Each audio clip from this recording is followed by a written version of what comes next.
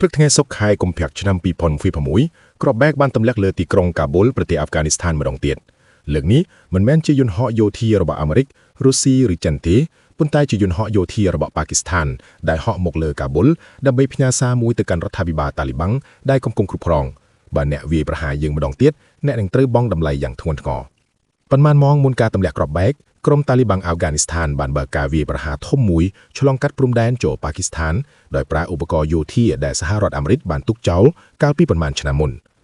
របាយការណ៍ពីតំបន់ប្រយុទ្ធកំពុងការបន្តជិនមកគេឃើញថាចំនួនអ្នកស្លាប់អាចមានរាប់សិបនាក់ឬអាចដល់រាប់រយនាក់ផងដែរ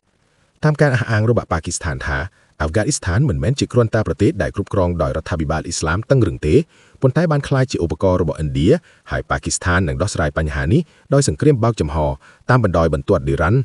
ការប្រយុទ្ធដែលបានផ្ទុះឡើងប៉ុន្មានម៉ោងមុននេះបានកើតឡើងនៅពេលវេលានិងទីតាំងដែលអាហ្វហ្គានីស្ថានតាមសញ្ញាខាងក្រៅទាំងអស់ការវាយប្រហាររបស់អាហ្វហ្គានីស្ថានគឺជាការវាយប្រហារដោយលួចឆក់ឬយ៉ាងហោចណាស់អាហ្វហ្គានីស្ថានជឿថាវាជាការលួចឆក់លើប្រទេសជិតខាងរបស់ខ្លួនក្នុងការវាយប្រហារដែលសម្របសម្រួលគ្នាច្រើនខេត្តតាមបណ្ដោយបន្ទាត់ឌីរ៉ាន់ដែលបែងចែកប្រទេសទាំងពីរ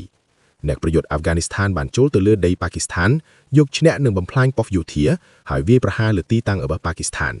ការបដិថវិកានឹងគាំទ្រក្រុមតាលីបាំងប៉ាគីស្ថានដោយផ្ទាល់ក្នុងគោលបំណងបំផ្លាញរដ្ឋប៉ាគីស្ថាននិងបង្កភាពចលាចលទូទាំងសហគមន៍របស់ខ្លួនក្នុងរយៈពេល 2-3 ឆ្នាំចុងក្រោយនេះការវាយប្រហាររបស់ក្រុមតាលីបាំងប៉ាគីស្ថានបានកើនឡើងយ៉ាងខ្លាំងហើយប៉ាគីស្ថានក៏បានដាក់ខ្លួនក្នុងស្ថានភាពប្រុងប្រយ័ត្នខ្ពស់ជាពិសេសបន្ទាប់ពីមានការបំផ្ទុះគ្រាប់បែកនិងការវាយប្រហារលួចឆក់ជាបន្តបន្ទាប់ពីក្រុមតាលីបាំងប៉ាគីស្ថាននិងក្រុមបះពួនផ្សេងៗទៀតប៉ុន្តែក្នុងនាមជាផ្នែកមួយនៃការខិតខំប្រឹងប្រែងរបស់ប៉ាគីស្ថានដើម្បីទប់ស្កាត់ការគំរាមកំហែងពីក្រុមតាលីបាំងប៉ាគីស្ថានជាពិសេសប៉ាគីស្ថានបានអនុវត្តការវាយប្រហារតាមអាកាសជាបន្តបន្ទាប់នៅព្រឹកថ្ងៃអាទិត្យទី22ខែកុម្ភៈ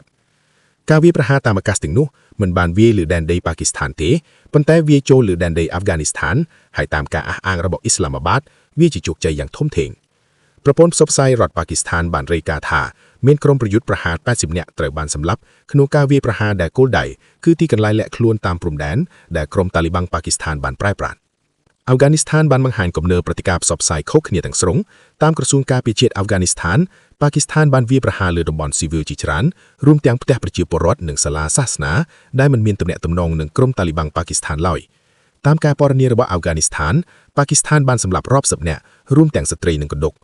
អាហ្វហ្គានីស្ថានបានហៅអគ្គរដ្ឋទូតប៉ាគីស្ថានមកបង្ហាញការតវ៉ាចំពោះការវាយប្រហារនោះហើយសន្យាឆ្លើយតបស្របតាមកាតព្វកិច្ចតាមច្បាប់សារីរបស់រដ្ឋាភិបាលអាហ្វហ្គានីស្ថានក្នុងការការពារដែនដីរបស់ខ្លួនមើលតាមស្ថានភាពក្រោយមកដូណាថាប៉ាគីស្ថានបានយកការគំរាមឆ្លើយតបនោះយ៉ាងធ្ងន់ធ្ងរក្នុងរយៈពេលសប្តាហ៍បន្ទាប់ប៉ាគីស្ថានបានរងការវាយប្រហារជាបន្តបន្ទាប់ពីក្រុមបះពាន់ដែលផ្ដោតទៅលើមន្ត្រីប៉ូលីសនិងសេវាសង្គមបន្ទាន់ចំចងប៉ុន្តែអ៊ីស្លាមាបាតច្បាស់ថាកំពុងរំពឹងថានឹងមានអ្វីធ្ងន់ធ្ងរជាងនោះទៅទៀតនៅថ្ងៃពុធមន្ត្រីរដ្ឋប៉ាគីស្ថានម្នាក់បានប្រាប់សារព័ត៌មានថាប្រទេសកំពុងពង្រឹងសន្តិសុខតំបន់និងចាប់ខ្លួនជនសង្ស័យជាក្រុមប្រយុទ្ធរាប់សិបនាក់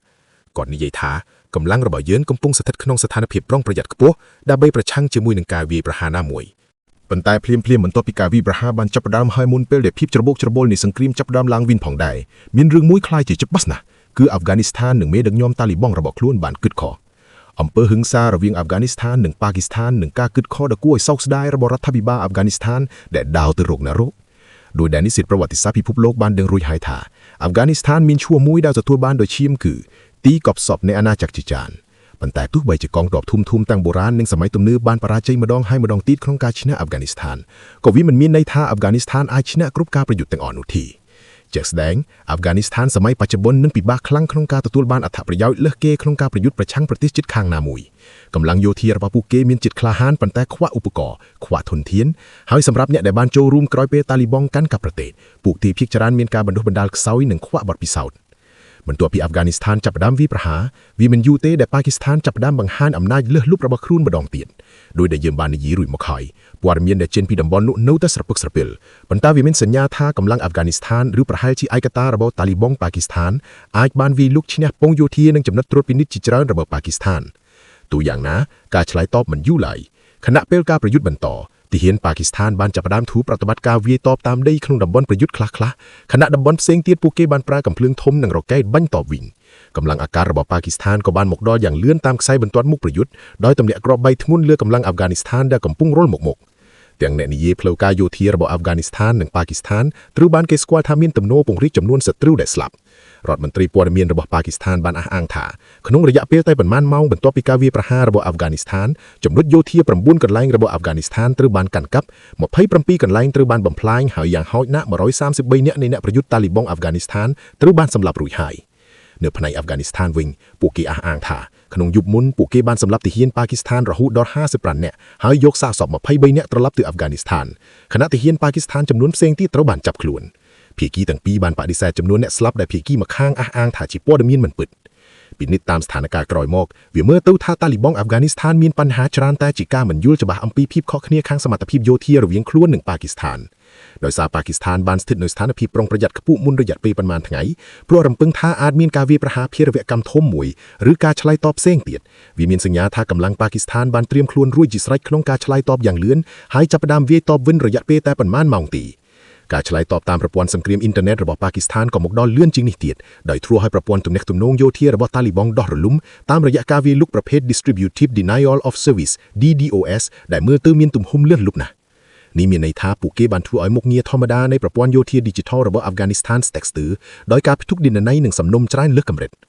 នៅយប់ថ្ងៃទី26និង27គឺជាការចាប់ផ្ដើមរបស់ប្រតិបត្តិការយោធាថ្មីមួយដែលបោកដំណើរការរដ្ឋមន្ត្រីការពារជាតិរបស់ប៉ាគីស្ថានបានសរសេរតាមអ៊ីនធឺណិតដោយនិយាយត្រង់ទៅរកអាហ្វហ្គានីស្ថានថាឥឡូវនេះវាជាសង្គ្រាមបោករវាងយើងនិងអ្នកកងទ័ពប៉ាគីស្ថានមិនមកពីខាងឆ្លងសមុទ្រនោះទេយើងជាប្រទេសជិតខាងរបស់អ្នកយើងដឹងច្បាស់អំពីអ្នកទាំងក្នុងនិងក្រៅគោលដៅច្បាស់លាស់របស់ប៉ាគីស្ថានក្នុងប្រតិបត្តិការយោធាថ្មីនេះមិនទាន់ច្បាស់លាស់ឡើយទេប៉ុន្តែគោលបំណងធំគឺច្បាស់ណាស់គឺកាត់បន្ថយឬលុបបំបាត់គំនាមកំហែងដែលកើតចេញពីតំបន់ព្រំដែនអាហ្វហ្គានីស្ថានដែលប៉ាគីស្ថានអះអាងថាជាប្រភពគ្រោះថ្នាក់តាមការបកស្រាយផ្លូវការរបស់ប៉ាគីស្ថានអំពីគំនាមកំហែងដែលកើតចេញពីទិសនោះវាមិនមានប្រយោជន៍ណាស់ក្នុងការបែងចែកថាជាតាលីបង់ប៉ាគីស្ថានតាលីបង់អាហ្វហ្គានីស្ថានឬមែនក៏ថាជាការចូលដៃលះកំបាំងរបស់ឥណ្ឌាក៏ដោយនៅក្នុងអំពើប្រយុទ្ធណាដែលនឹងកើតឡើងបន្ទាប់នេះប៉ាគីស្ថានប្រហែលមិនស្ទាក់ស្ទើរនៅពេលកំណត់គោលដៅវាយប្រហារតាលីបង់អាហ្វហ្គានីស្ថានដោយត្រង់ឡើយកម្លាំងនៃការឆ្លើយតបរបស់ប៉ាគីស្ថាននិងភាពខុសគ្នាច្បាស់លាស់ខាងសមត្ថភាពយោធារវាងអ៊ីស្លាមាបាតនិងកាប៊ូលបានបង្កើតសំណួរធំមួយថាតើតាលីបង់អាហ្វហ្គានីស្ថានកំពុងគិតអ្វីនៅពេលចាប់ផ្ដើមការវាយប្រហារបែបនេះ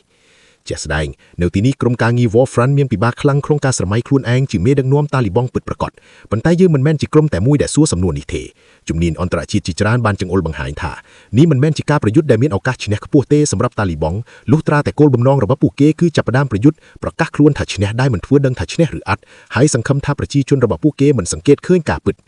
វគ្គការិយាផ្លូវការរបស់ប៉ាគីស្ថានអំពីការអះអាងថាឥណ្ឌាជាអ្នកនៅពីក្រោយការវាយប្រហាររបស់អាហ្វហ្គានីស្ថានការពន្យល់នោះមើលទៅមិនពេញលេញប៉ុន្មានទេបើឥណ្ឌាចង់ប្រើតាលីបង់អាហ្វហ្គានីស្ថានប្រឆាំងប៉ាគីស្ថានវាហាក់ដូចជាជំរើសចម្លែកណាស់ក្នុងការប្រើពួកគេបែបនេះដោយផ្ញើពួកគេចូលវាយត្រង់ពេញទំហឹងខណៈប៉ាគីស្ថានបានត្រៀមខ្លួនប្រយុទ្ធរួចហើយទោះយ៉ាងណាក៏មានការពន្យល់ផ្ទុយមួយទៀតថាប្រហែលជាប៉ាគីស្ថានបានបញ្ឆោតឲ្យតាលីបង់អាហ្វហ្គានីស្ថានវាយតាមរបៀបណាមួយដែលផ្ដល់អត្ថប្រយោជន៍ទៅខ្លួន